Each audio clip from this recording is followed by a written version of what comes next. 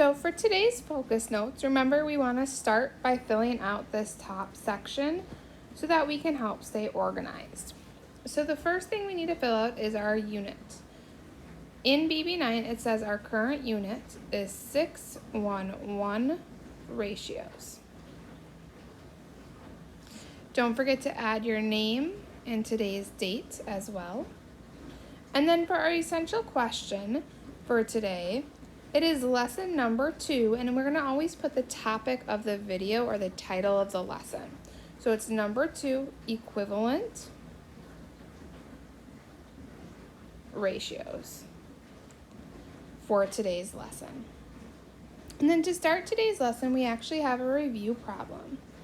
And our review problem right here says, write a ratio, and here's the key, in all 3 ways to represent the number of triangles to circles. Notice it says triangles to circles. So one strategy would be to pause the video and answer the question on your own paper, since you should know this. And then after you have your answer, go ahead and play the video again and then see if you did it correctly. Our answer to this question would be triangles to circles. So we have to count the triangles. 1, 2, 3, 4. 4 triangles. 2, 1, 2, 3, 4, 5, 6. 6 circles. But we had to write it in 3 ways. We can use the colon. We could use the word 2 for 2, 6. And we can also use the fraction 4/6. That's probably the most common way. The other thing you need to remember is order matters. Because it said triangles to circles, we have to make sure we always put triangles first. We had 4 triangles, so we always started our ratio with the number 4. The second thing it asked for was the circles. We had 6 circles, so we always put the number 6 second in the ratio.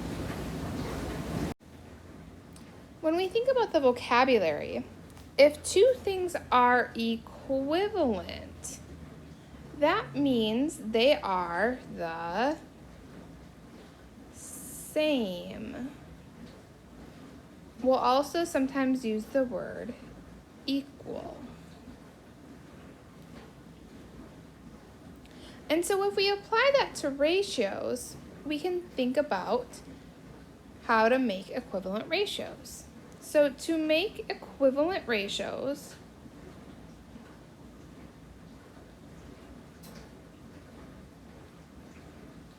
you can multiply or divide. So notice those keywords, multiply or divide the ratio by any fraction that equals 1. When I think about something that equals 1, I know it's multiplying by the same things. So we could multiply it or divide by 2/2. We could also do it with 7/7. Because 2 divided by 2 really equals 1.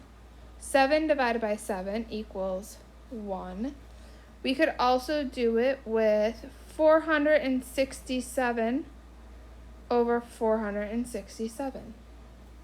As long as the top number and the bottom number are the same, it will equal 1. And notice we can multiply or divide to do that. So the next question says, use our ratio from above. So if we look back, remember our ratio was the ratio 4/6 to make equivalent ratios. So we want to make ratios that are equal or the same. To do so, we can multiply or divide by any fraction that equals 1.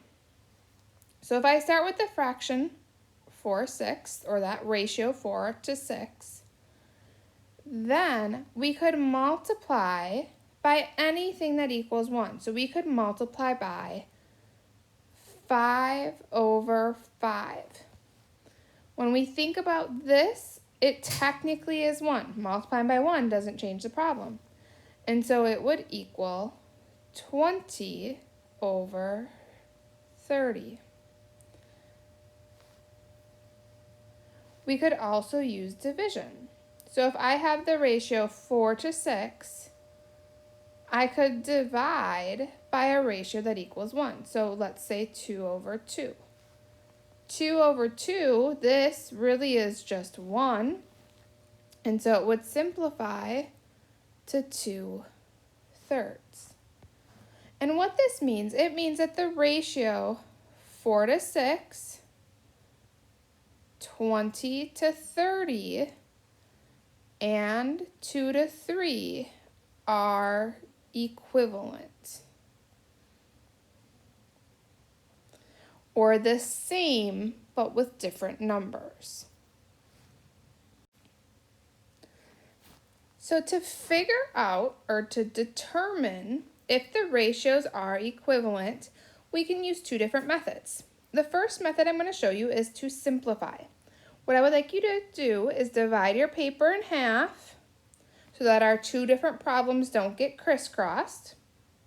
And when I simplify, the first thing I like to do is figure out what can the numbers in my ratio both divide by. So if I think about 2 12s, what could I divide 2 and 12 by to make them as small as possible? Remember, we want to divide by something that equals 1. And if you're not sure, you can think off to the side. So if I have the number 2 and the number 12, the multiples of 2 are 1 and 2. The multiples of 12 are 1, 2, 3, 4, 6, and 12. And we're looking for the biggest number I see in both. The biggest number they both go into is 2. So I could divide by 2 over 2. And when I do so, it simplifies to 1, because I did 2 divided by 2, and then I would do 12 divided by 2, 6th. So 2 over 12 reduces to 1/6. I have to check to see if 5/30 does the same.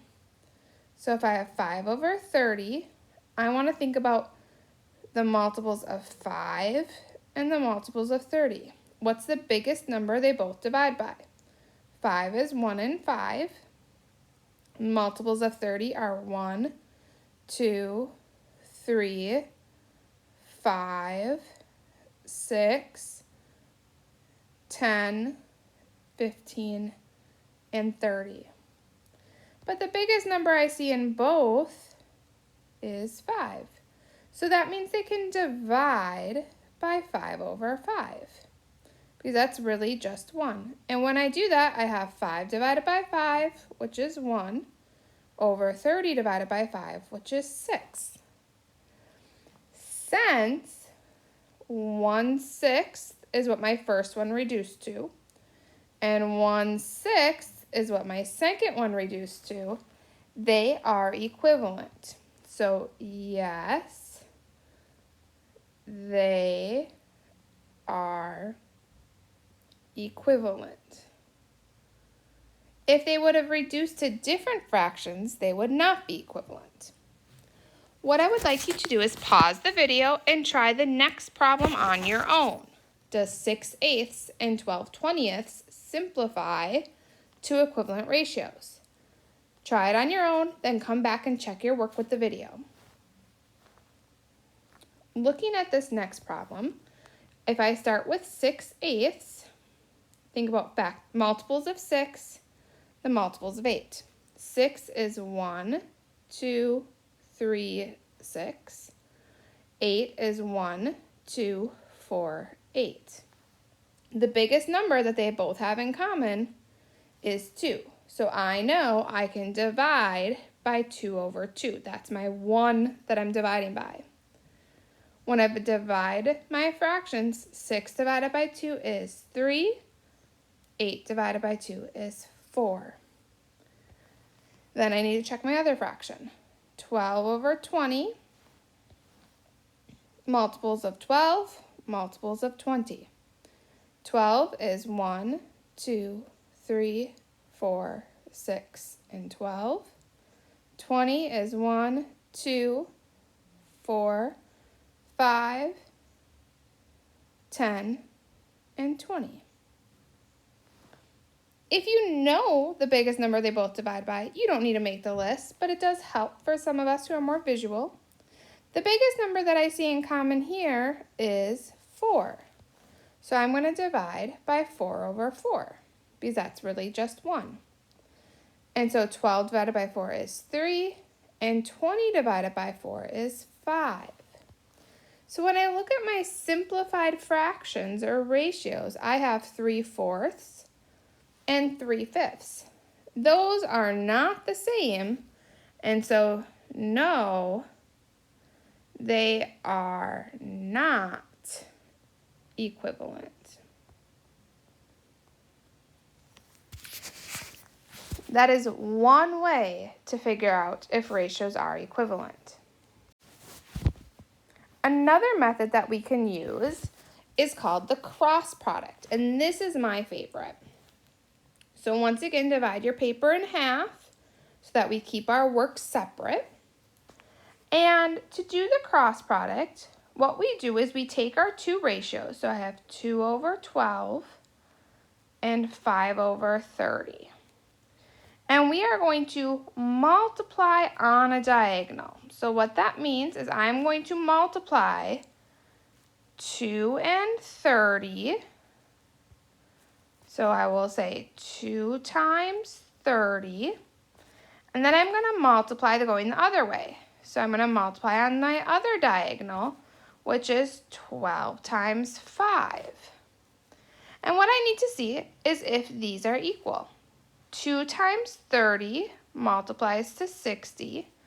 12 times 5 multiplies to 60. And because they are equal, I can say yes, the ratios are equivalent. If they would not be equal, they would not be equivalent. So why don't you pause the video and try the next problem on your own and then come back and check to see if you got the right answer. For the next problem, we have 6 over 8 and 12 over 20. So when I cross multiply, I would, oops, wrong pen.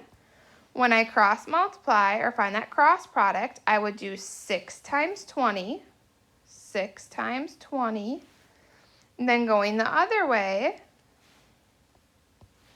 I would do 8 times 12, 8 times 12.